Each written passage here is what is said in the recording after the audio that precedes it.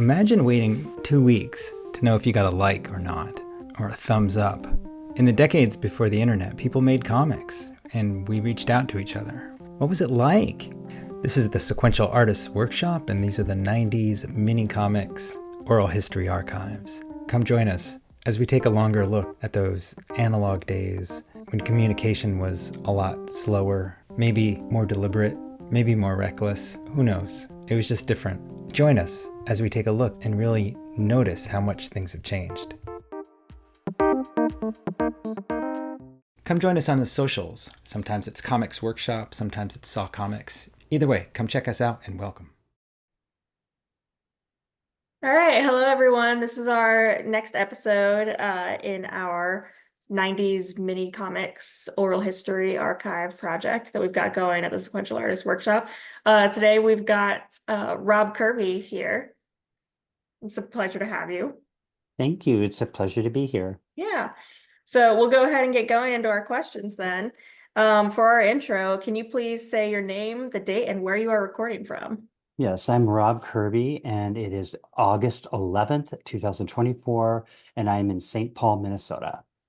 Nice. And what are some comics publications that you created or were a part of in the pre-internet era? Yeah, my number one, well, I guess I did two titles. Major things were Strange Looking Exile, which I did five issues of between 1991 and 1994. And then I immediately, when I killed that one, I went to a queer boys only zine called Boy Trouble. And I started that in 94. And eventually David Kelly, another cartoonist, basically the second issue, he liked the first one so much. He's like, hey, why don't I publish it and we could like collaborate. We ended up doing 5 issues total. And that just we did a couple really early on, and then it just like every few years we do another one. Basically Boy Trouble ended its run in 2008 with and there were two book collections from Green Candy Press, so it ended up being a big glossy full color book from the humble origins of a little black and white photocopied zine that I made in like June or July of 94. Nice. Yeah. That's awesome. And what were some locations that you worked from in the 80s and 90s? Well, I really didn't start drawing until like the very early 90s. So I really was not, I think I did contribute a couple of comics to some things in the late 80s, but it's so long ago, I just don't even remember what their names were. I think they were out of the Bay Area.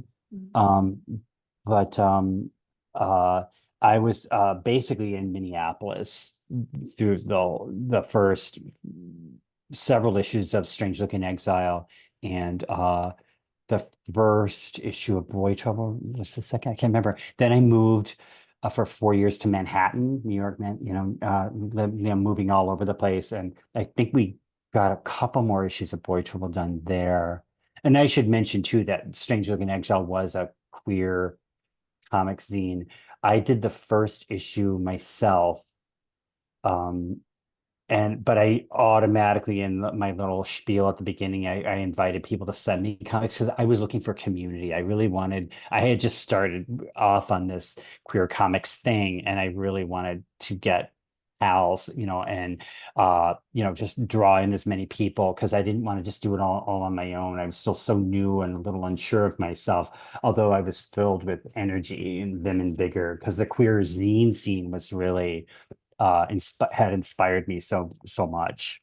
But there weren't enough comics in it, so Yeah. that's what I was interested in doing. So Yeah, that's awesome. So that kind of brings us into our next question, which was how would you describe your comics work? Did you ever receive any kind of pushback during that time on your queer comics? no, not at all. People were really, really encouraging because again, there just weren't enough Yeah. comics from a queer perspective. And we were, back then it seems like every generation kind of pushes back on the old generation. So we had lots of gentle and sometimes not so gentle criticism of our previous generation. Like particularly the gay male scene was so monochromatic and kind of bougie, and I just didn't really relate to it. I found it kind of alienating. So I don't know, I just kind of liked doing kind of down to earth sort of stuff. Yeah. And I found some really great collaborators and like-minded souls. They were in no shortage. Again, I was culling from the zine scene because there were so many great zines out then. Zines like Holy Tick Clamps and Bimbox and Homochore and Homocore and uh like what are some of the My Comrade and just and then really great comic scenes like The Adventures of Baby Dyke and Hothead Paisan came along. So yeah, it was just a rich field. And and JD's, God, with GB Jones and Bruce LaBruce. That was, yeah. So again, I see I get kind of excited talking about them. Yeah. Yeah. Yeah, that's awesome. Yeah. All right, cool. So we'll move on to the comics production aspect of our questions. Can you tell us how you made your comics, what tools you used, etc.? Oh, sure.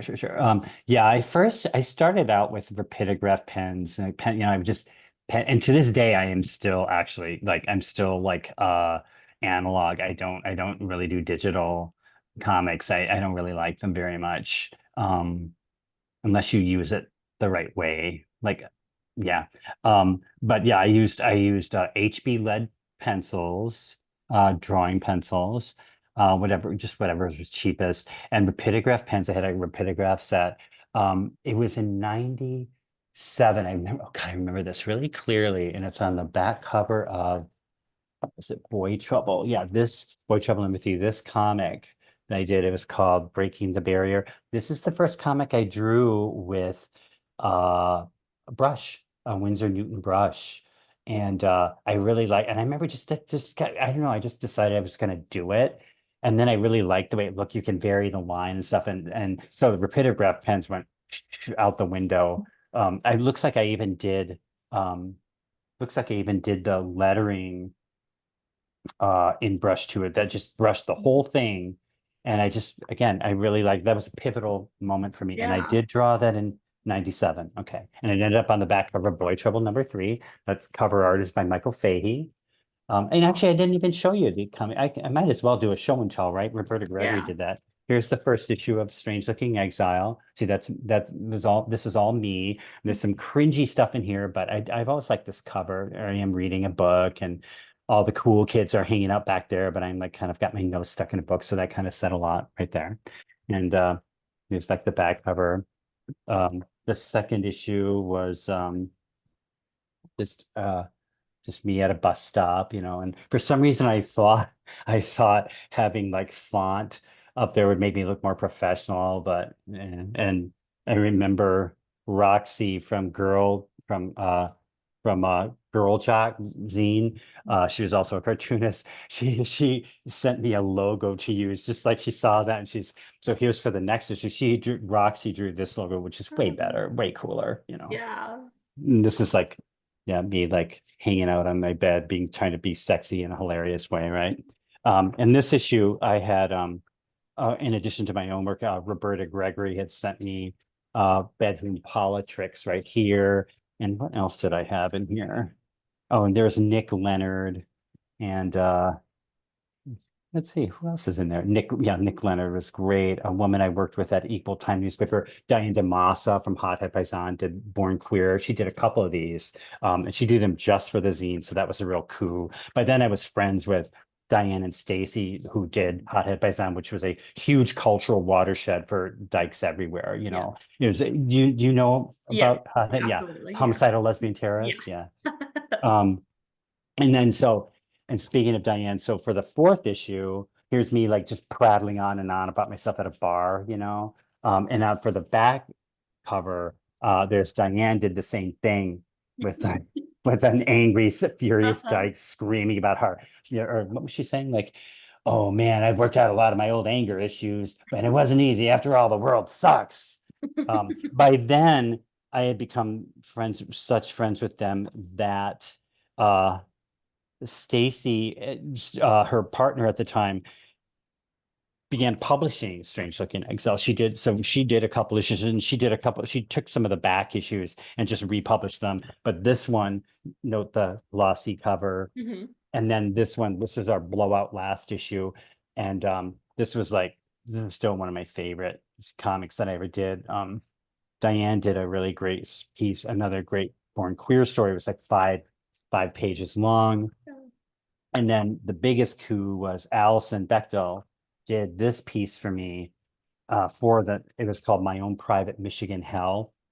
And it was all about, we were all about confessional and autobio stuff, and, all very self-deprecating. And this is all about how much she secretly really hated Michigan Women's Festival and how this was her last one. And it proceeds to tell like this miserable time she had. And it's very, very funny and very Yeah. cool. So, yeah, she did that for us. So it's very Yeah. cool. And then, That's and Leanne Franson, who Uh-huh. became quite a force. Yeah, so by then I was attracting like the names here. Yeah, Fish, all kinds, and a friend of mine, just yeah, all kinds of stuff. So yeah, that's the Strange Looking Exile Odyssey. And I think I might have even forgotten what we were talking about. What was it Oh, just it's totally fine. That was awesome. Yeah, we were talking about how you made your comics, like the tools and stuff. yeah. So there really wasn't much to tell other than the fact that I did, went from rapidographs to Winsor Newton brushes. And then eventually, like in the aughts, I think I finally just said, these Winsor Newton brushes are really expensive. I'm really sick of spending like I can't even remember how much they were, but they were a lot of money. Mhm. So I finally just started getting brush pens, and and I get them from Yeah. jetpen.com. Jet pens or jet pen, and I highly recommend them to people Yeah. like me who are still analog. So Yeah. yeah. That's awesome. Should I show you the boy troubles, or are we going into Yeah, I'd love to see those. let's Yeah. do it. Let's do it. I'm so glad I watched Roberta Gregory's thing first because she did a show and tell. I'm like, yeah, why not? Oh yeah. So okay, so okay. In 1994, in 93, 94, I was noticing that the lesbian community, the cartoonists who were on fire. They had the Lesbian Cartoonist Network. Of course, the lesbians had like a cartooning network. It was so awesome. And I was like, there was still, and note how when I was showing you Strange Looking Exile, I was like, here's Roberta Gregory, Diane DiMassa, Roberta Gregory. There weren't as many, I didn't have as many boys. I still had Nick Leonard, who was awesome and who was one of my biggest inspirations. But I wanted to find, where's some boys? Let's get some queer boys being cool. Mhm. Come on. So I put out Boy Trouble. And I believe the reason I put out Boy Trouble is Michael Fahey from Philadelphia sent me some comics after I just decided to shut down Strange Looking Exile because I was also wanting to do more of my own work. I love collaborating with people. I love getting people hooked in, but I was noticing I wasn't getting a lot of my own work done, or it was slowing me down. So but anyway, Michael Fahey sent me these really beautiful comics. I really liked his brushy style and stuff, really, really cool stuff. And so I decided, well, yeah, let's do a Boy Trouble thing. And I had also come to know a kid in England named Sina Shamsavari. He was 17 and he sent me these really great autobio comics. And I was like, okay, I've got Cena and I've got and Michael Fahey. We'll add them in with Nick Leonard, who I've already had on board since the beginning. And I was also drawing comics by a writer named Orlin Outland, who was doing his own zine. It wasn't comics; it was called Adversary. It was really good. He was a really powerful writer, and so I started adapting some of his stuff. So yeah, so I put up Boy Trouble #1, and I think I told you already that David Kelly, he was doing a comic strip called Stevens Comics for the gay presses, and and he wrote to me and he was like, yeah, how about if we collaborated on this? And I think he had more money than me at the time. So he published, we started with number 2, Boy Trouble number 2, and that was when did we publish this? 95. Yeah. So we brought a little more, brought a little more production values to the thing. Here's some more great looking Michael Fahey comics, some of David's work. Michael Fahey's great back cover. I give great headache. Yeah, and I did all kinds of stuff like also still. So that was like, yeah, and then that went over well. And so we did the aforementioned Boy Trouble number 3, and that was in 97. And then in 2000, oh wait, when 2000, we did Boy Trouble number 4. And David Kelly did this great cover. It's a takeoff on the Coppertone ads, remember? Maybe you don't, I don't know. I know what And then you're talking about, yeah. and here's a fabulous Michael Fahey back cover that's where you scrape away I forget what it's called. It's you scrape away black to make the Yeah, picture. scratchboard. Scratchboard, thank you. Yeah, and I collaborated on my piece. It's ended up getting this story. I did it from a performance piece that D. Travers Scott did. He was a novelist at the time, and he did this piece about when he was young and he went to his first sex place, as a young terrified child. Well, like 18 and 19, I guess. And I just thought it was such a great, hilarious, wonderful piece. I really identified with it because so much of my work was about young gay men navigating the terrifying world of the gay male sexual subculture. So I drew this 5 or 6 page adaptation of it, and it ended up being in Justin Hall's No Straight Lines. That was the piece I asked him to use of mine for the book when he asked me what I wanted to have in it. And then there's just all kinds of other stuff in here. But anyway, it was we made it to the millennium, and then finally we did the last real issue, but it was a book. It was Boy Trouble number 5, and this was David Kelly's idea to make it our 10th anniversary, because it was 2004. I did the cover here, and we got a quote from Dan Savage and Kirk Reed and John Giannoli from Pansy Division and Dave White, the writer James Sturm. Yeah, and we were just really happy with it. It's a little paperback book. And then finally, promise we'll stop talking about Boy Trouble soon. Oh no, this is yeah, awesome. okay. And then we somehow managed to get Green Candy Press out of Toronto to do this book, Boy Trouble, the Book of Boy Trouble. It's a quote from Alison Bechdel on the back: "Boy Trouble boys are my kind of boys."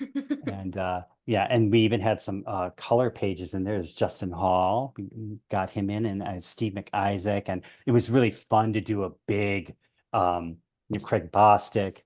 It was really fun to do a really more solid book. I mean, really professionally printed, and we didn't have to do that work. Yeah, and here's Andy Hartzell, the great Andy Hartzell. Yeah, so my dream of getting the boys together and in a kind of a solidarity, I mean, it came to fruition. I'm really happy that happened. And then we finally, the last one, Born to Trouble, the Book of Boy Trouble number 2, another Green Candy thing. This time though, was all color. The entire book is color. And all the usual suspects. We got Howard Cruz to do the first comic, and yeah, it was Andy Hartzell. Yeah, all the boys are here. Robert Tripto, some of the so we got some of the past generation of people, and Jen Camper did a story. I'm just like, you know what? It doesn't have to be boys. Just put a boy in it or use the word boy. So Jen Camper did Bowling with My Sister. It was from the kind of a poignant, kind of sad little story about a kind of a lonely boy with a mean sister. And Leanne Franson did something. Yeah, it was just always trying to push ahead and make things more inclusive, because I'm actually really not into not really into separation that much. Yeah. I don't think queer people are really any better than anybody else Mhm. necessarily. There are good people and bad people everywhere, and many people in between. So. Yeah. That's awesome. That was great.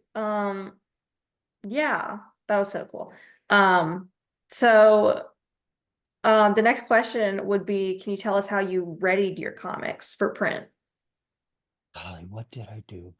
Okay, so my boyfriend at the time had access to a copier Mhm. when I first started out, a photocopier at work, and he was so he was so sweet. He would like go and sneak, and he did like 50 copies, and then I would do Kinkos too. I think he did like the first like a bunch of them at at his place of work, and then he snuck, and then I believe I started doing Kinkos. It's just the classic zine thing, Mhm. and I cut and I taped things to big pieces of paper and folded them over and just did, and you would, and Michelle Rao from Lana's World, she did a lesbian comic zine, and she taught me all the little basics, like you make a mock-up so you know what pages to put on what, blah blah blah. So I did it all the old-fashioned way, the classic zine way. Yeah. um, Nothing super exciting or whatever, but I have, like, as you'll note, with Strange in Exile and with Boy Trouble, I had this habit of like pawning off my work onto somebody else would do the publishing work, and I was like, because I'm very lazy, and publishing or all that production work just makes me want to kind of cry. I don't want to do it. I'm not. Yeah, it takes away from my energy that I'd rather put into editing and drawing and writing myself. Yeah. So that's just kind of been a running theme, and it continued on after my zine days, and back when later on when I got a second wind in the late aughts, and started doing zines all over again, but only more with a little slicker, a little less of the classic uh rough edge. And we can talk about that if you'd like to. Sure, yeah. Okay, yeah. Should now be the time? If you'd like, yeah, that'd be fun. Okay, sure. Let's see, where are they? All right, so all this time I was doing a comic strip called Curbside, Mhm.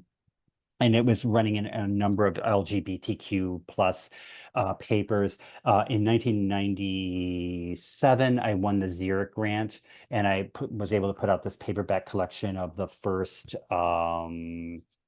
5 years or so. It kind of cuts off. It was autobiographical too. It was like a bi-weekly strip Mhm. with me as the main character. And later on, I started doing like I started making up some characters to make it sexier, because I wasn't about to put my sex life and all that in this, running feature.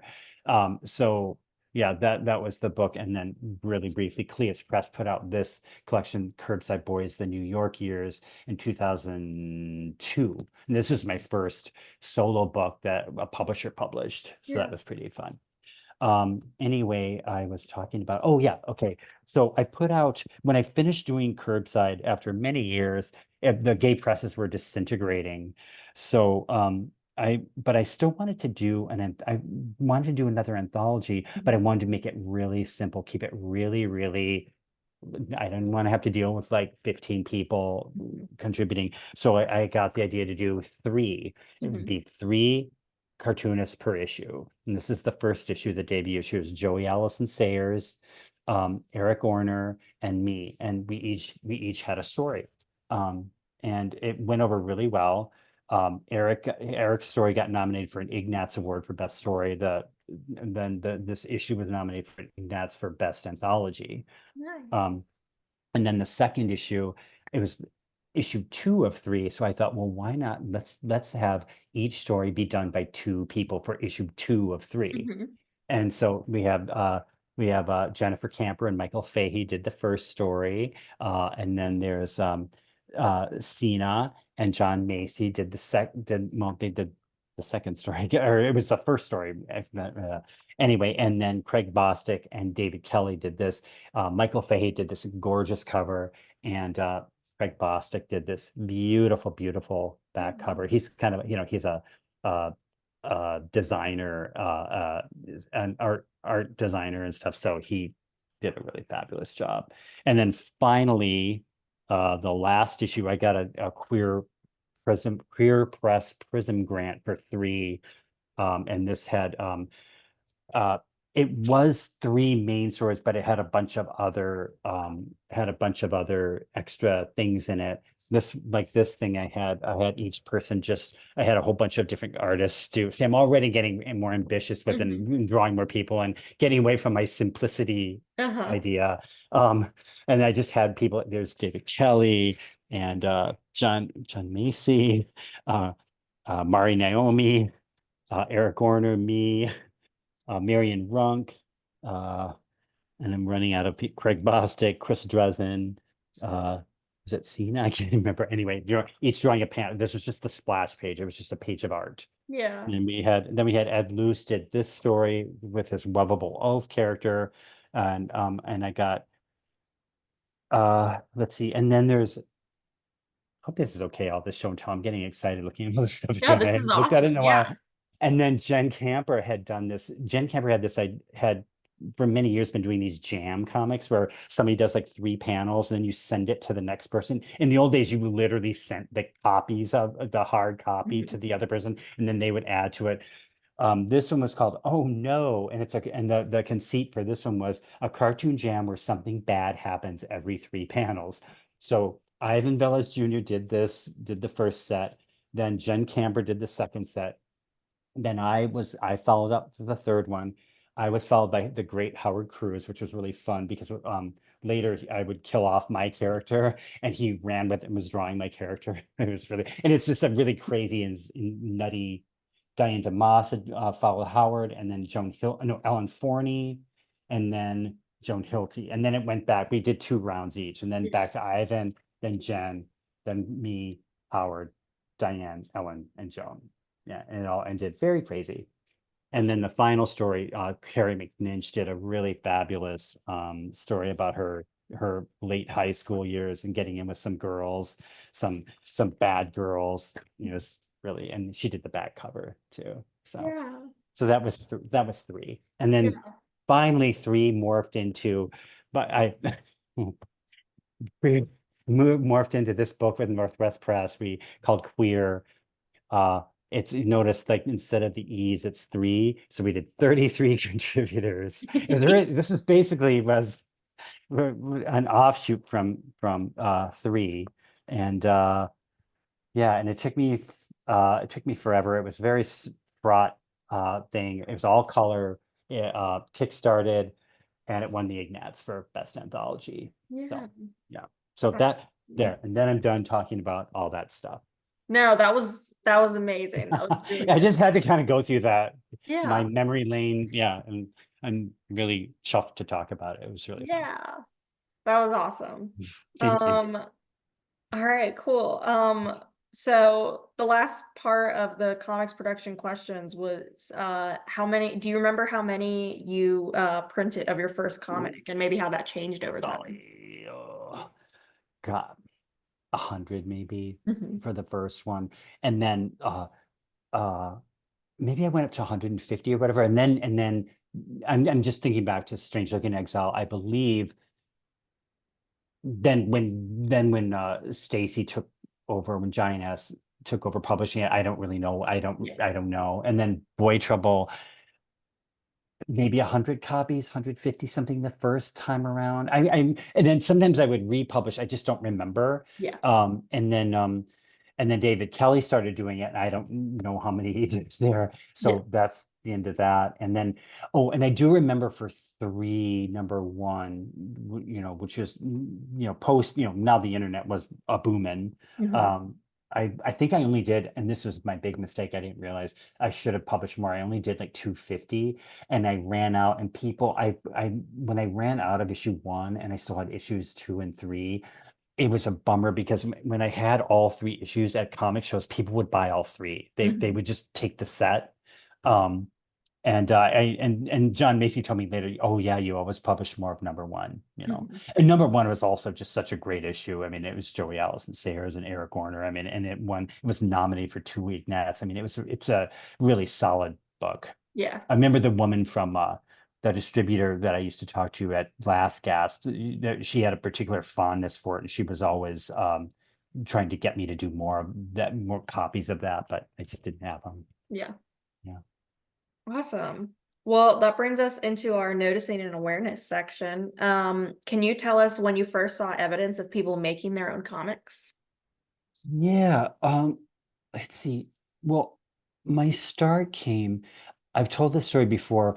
I walked into a comic book store in the late 80s, called the College of Comic Book Knowledge. It was in Uptown Minneapolis.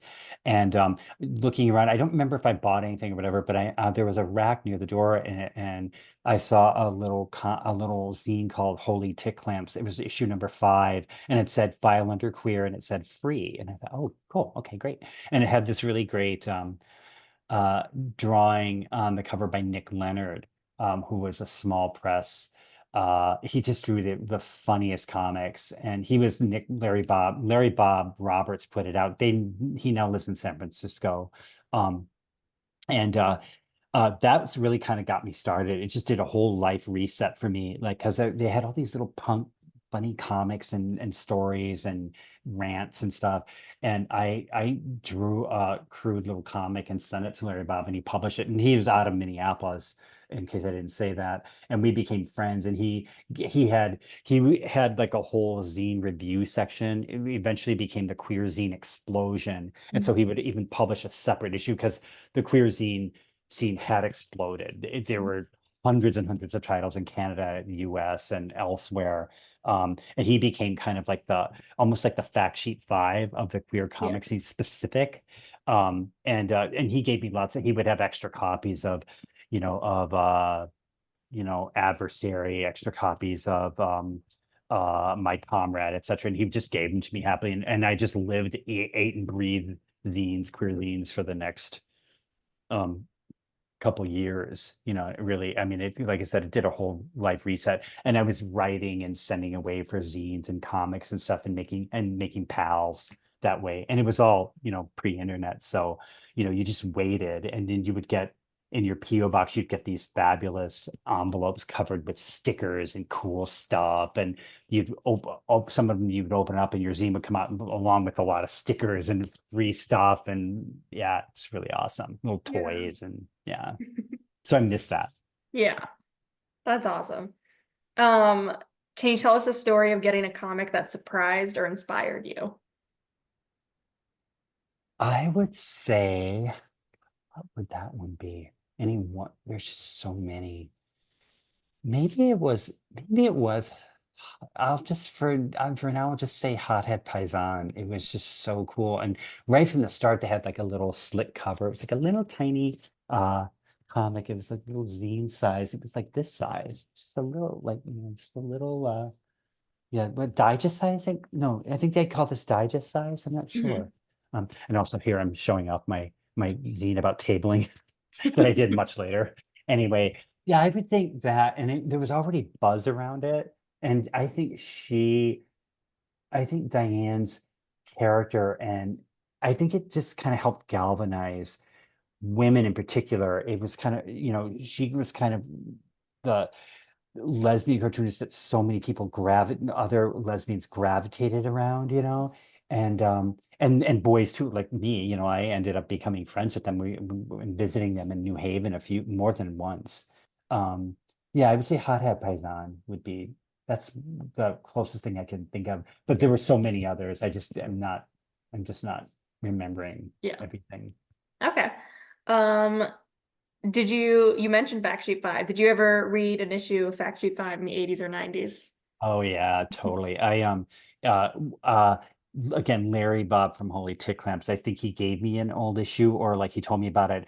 And of course, when I published Strange Looking Exile, of course, I sent it to Fact Sheet 5, and I was so thrilled when I got a review in there, and they called it a promising start. And that was food for me, right? Yeah. Just that was the first time I'd really been reviewed. And it really got me mail orders and fans. And other zines would review me as well. But Backsheet 5 was kind of the really important one. And I ended up drawing little cartoons for them and stuff too. And I had a subscription. And then I and then, but I didn't really care for the new incarnation of it. I think when Mike, his name was Mike, right? Was it Mike?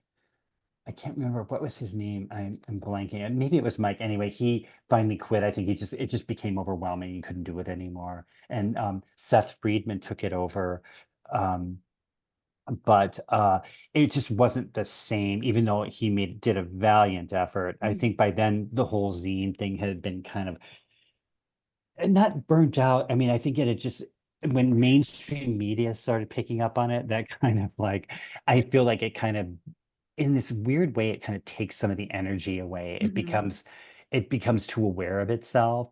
And but eventually that died down, and zines are forever. People will be making them forever. But I do want to also point out, it was really cool. Seth Friedman did put out a best of Fact Sheet 5, or the Fact Sheet 5 zine reader, and he chose one of my comics for it. The one that I showed you earlier from Strange Looking Exile #5. This is the Fact Sheet 5 zine reader. And bias aside, yeah, here's my private club comic that Orlando and drew and wrote, and I drew in there, along with comics by Megan Kelso and several other comics, I believe. Yeah, here's the Megan Kelso one. And bias, not aside from the fact that I'm in it, there were a few other zine books. This was easily the best of them. I remember there was another one put out by somebody named Chip something, and I just remember being really offended because it was like, oh, you never heard of a queer zine, huh? Because there aren't any in your book whatsoever. So that's all I have to say about that book. Yeah. All right. So you kind of answered this, but did you ever order comics or write to anyone as a result of seeing it in Fact Sheet 5 or some other collective? Oh, absolutely. There was one comic I really loved. I remember it got a spotlight. I think they had spotlights, or like real, or like picks of the week or picks of the month or whatever. One was called Badly Drawn Comics by Martha Keaveney, and it was really great. And I was like, wow, I got to get this. And I actually have an anthology that Martha Keaveney produced of all her old issues of Badly Drawn Comics. They were really, really funny. They were mostly, the first issues were predicated on the fact that she was a lousy artist, but she just had a sharp sense of humor, and yeah, she was great.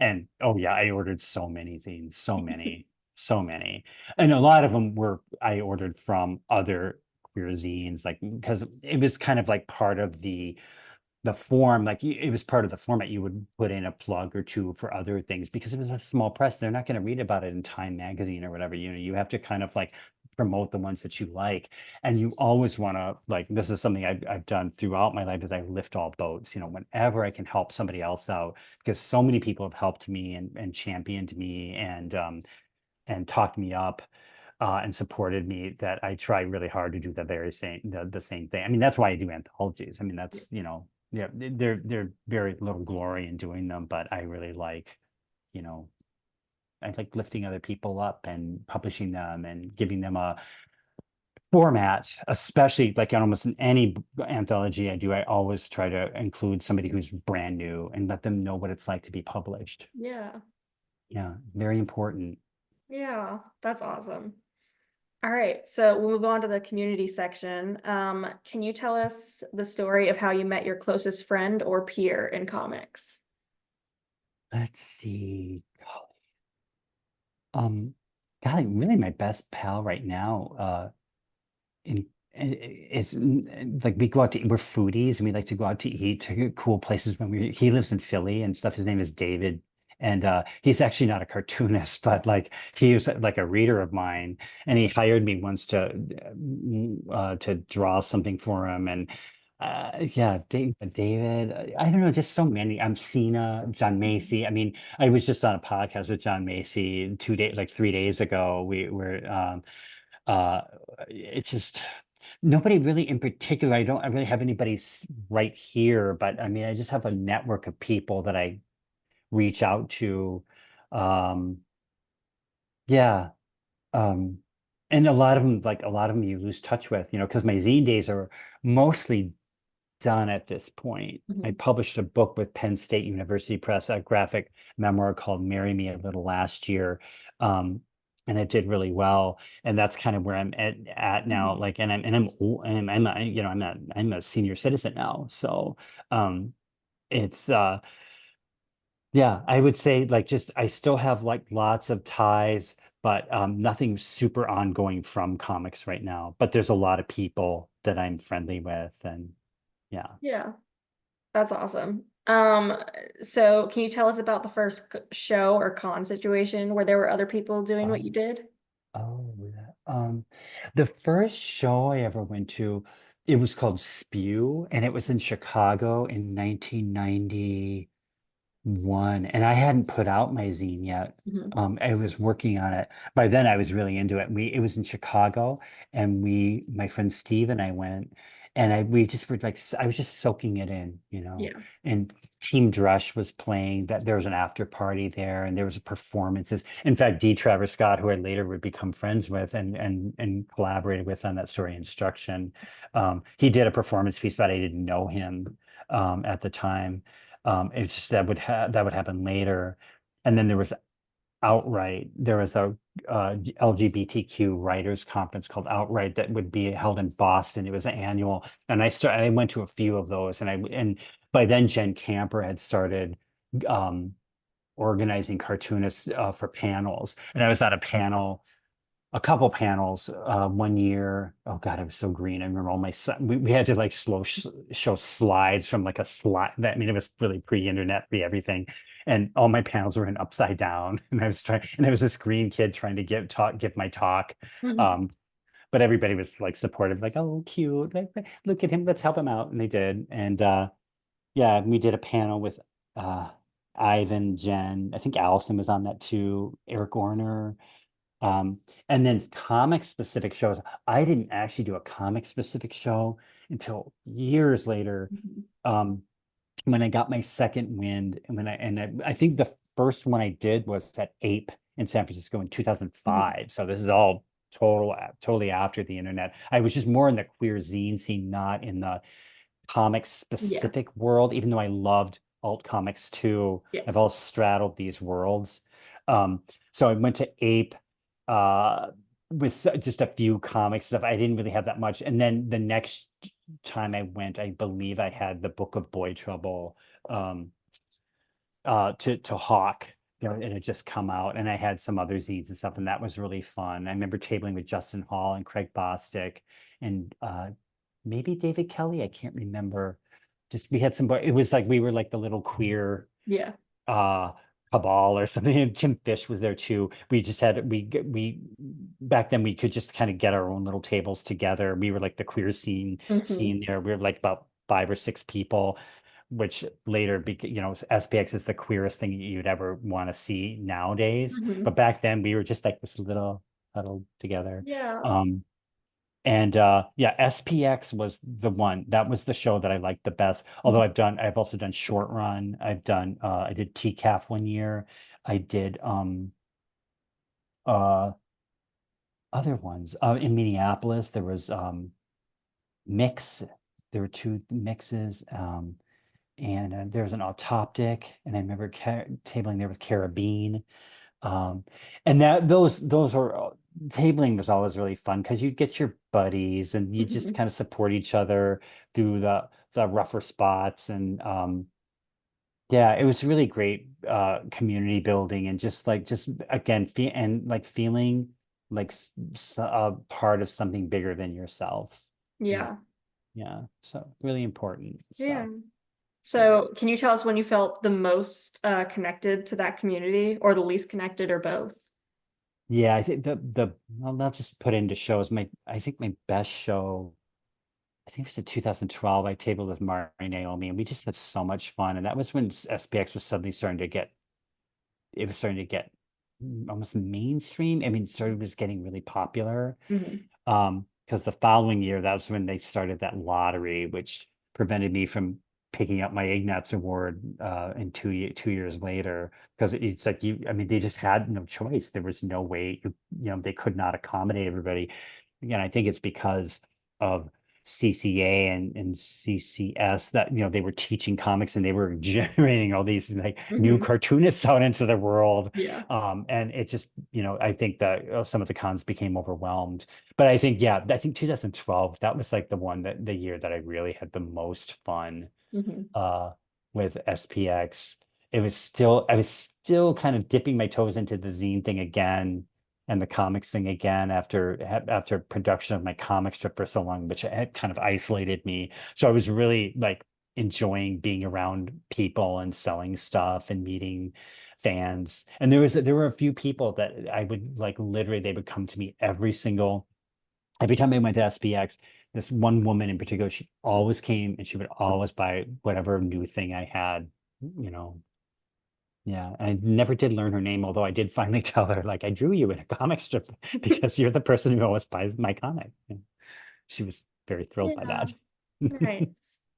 Okay, cool. All right. So who were slash are your most significant peers in comics, would you say?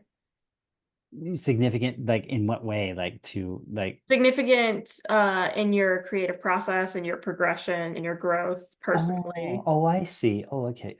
God, okay. So many people. Okay, early on, Michael Fahey and Nick Leonard.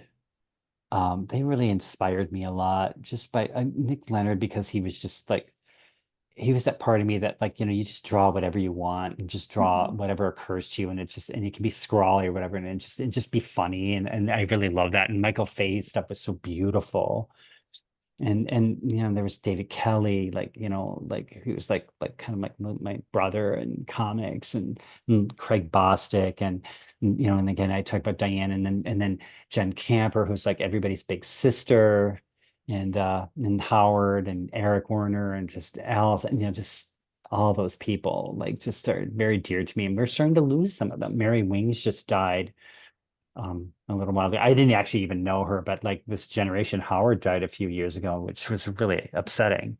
Um, and then later on, Mari Naomi and I became really good buddies, and they're probably my best buddy in comics right now. Like we text each other a lot and stuff, and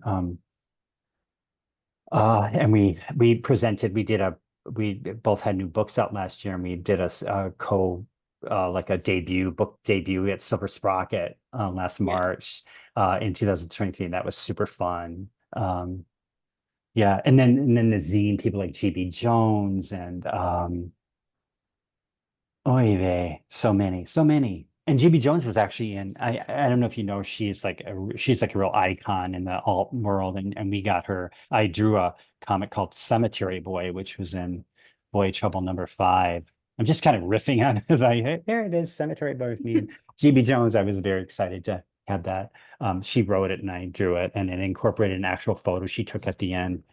Um, yeah, so just all those people, like, bless them all. They're just all wonderful and they've inspired me. And there's a million other people I don't know who inspired me. I just Sasha Mardo just did a uh piece for the Comics Journal about a cartoonist I didn't even know existed. And I was just looking at his drawings and stuff, and I just thought, wow, I would have liked to have read his stuff at the time. John Porcellino, Hmm. Tom Hart, all those people. Yeah. Yeah. Yeah. That's awesome.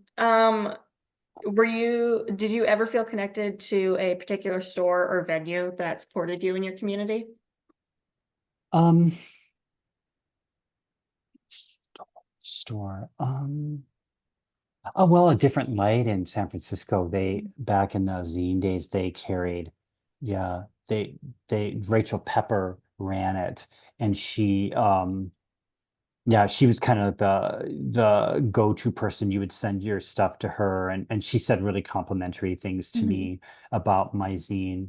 Um, so A Different Light, Brothers Touch here in Minneapolis. Did he carry my stuff? I can't remember if he did or not.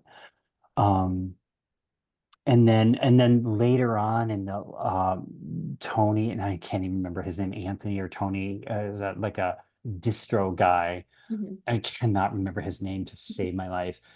He shepherded three. He got that into some into stores and stuff.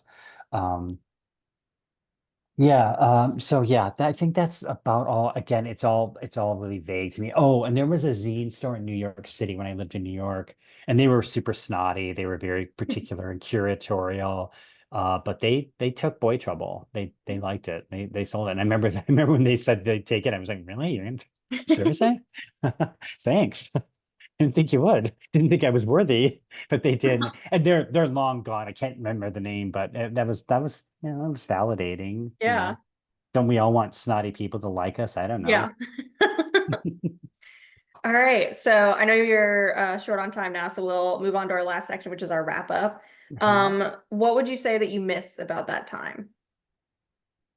No, I really miss having like a full PO box full of like really cool envelopes and stuff. I mean, because really, zine people are arty and like they would just be decorated with all kinds of crazy stuff and cool stickers and yeah, I that was it was always really great. Sometimes you would just get a bonanza of cool ass stuff.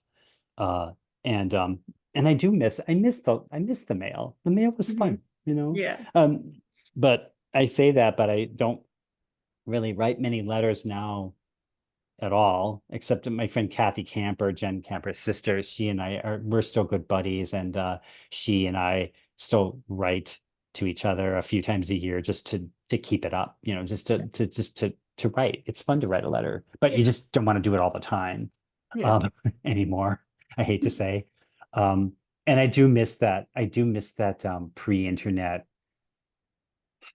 There's something about that is there's something very organic about the whole thing, and I miss that camaraderie. Uh, you know? Yeah. Uh yeah, I'm really inchoate about it, but there was it was a special time. And I really hope that someone I mean, there have been some books. One terrible and one pretty good. I'd like to see another one. I'd like to see another book about the queer zine scene that is more comprehensive and gets into the comics part because they always kind of forget about us, Hmm. cartoonists. They don't really talk about us. They don't really include us. Hmm. And we were an important part. Like most zines, like things like JDs and all that, they had comics in them too. We were an integral part of it, Yeah. aside from having our own titles like Homochur and Adventures of Baby Dyke and Hothead Paisan and Strange Looking Exile, my own. Um, yeah. So someday I won't do it, but somebody should. Yeah. I'd love it. Yeah. That's awesome. All right. So is there anything you don't miss about that time? Don't miss anything I do not miss. Some of the infighting and stuff could get gross. There Mhm. was a lot of infighting, jockeying for power. It was just such a, I mean, it's human nature, and it's such a teeny, tiny little microcosm of alt culture. So of course there were going to be disputes and stuff like that. So that wasn't much fun. Yeah. But I don't think I ever got into any real major disputes with anybody. I mean, I Mhm. just was like, yeah, that part I didn't like. And sometimes I think there was this push-pull. Did you want more? I mean, you wanted more readers, but you liked being there's a lot of freedom and anonymity Mhm. or in near anonymity too.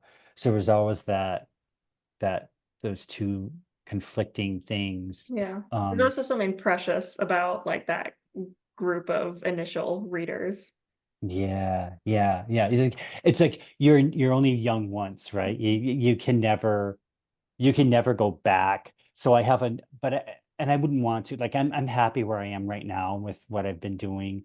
But I have nothing but fondness Hmm. for that time, and I'm so glad I discovered it and was able to participate in it because it really did. It launched my creativity. I really was kind of a lost creative before that. I did not know how to channel my energy. And when I saw that issue of Holy Tick Clamps with Nick Leonard and stuff, it just sparked it in me. I felt it like I found home. Like, Yeah. oh, that's it. You know, that's my springboard right there. Yeah. Yeah. Can you tell us one more memory, something that comes to mind, just one more anecdote? Anecdote. Let's see. What would be a good anecdote?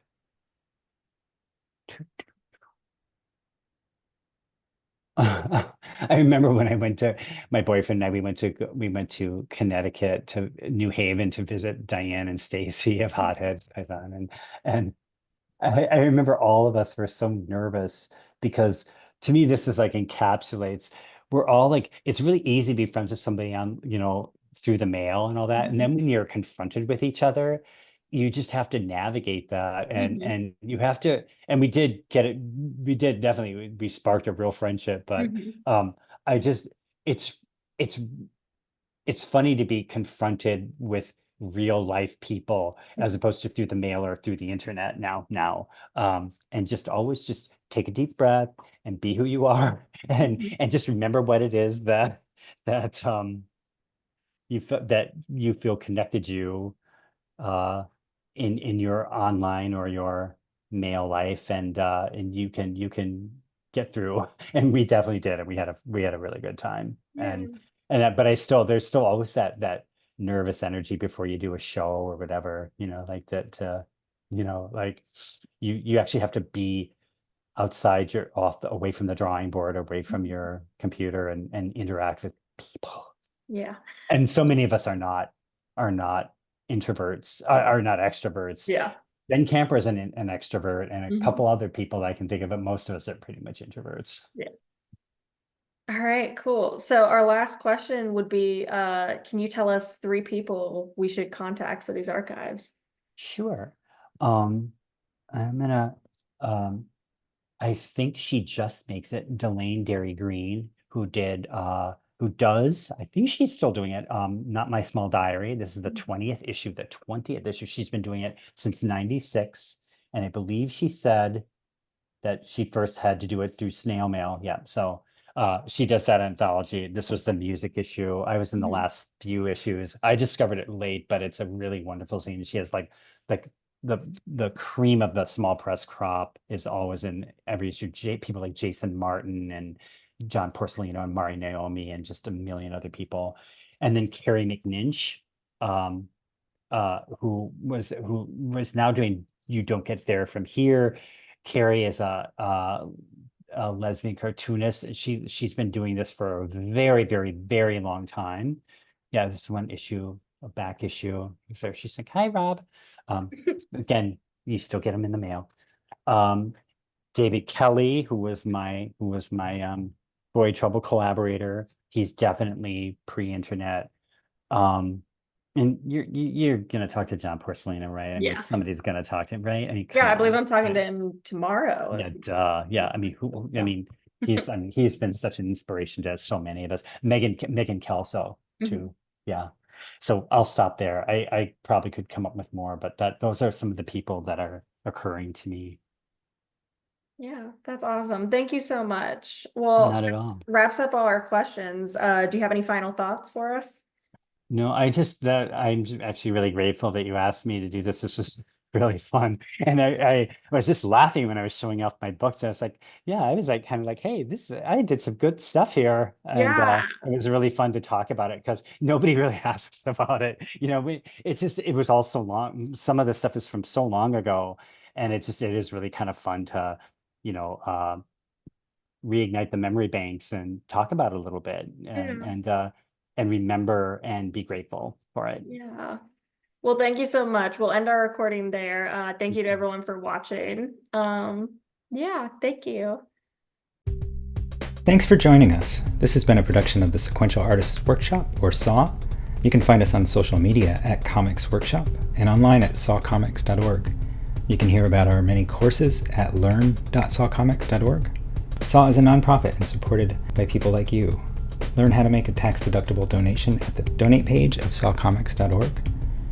You can join our free community of comics explorers at members.sawcomics.org. Thanks so much for being here.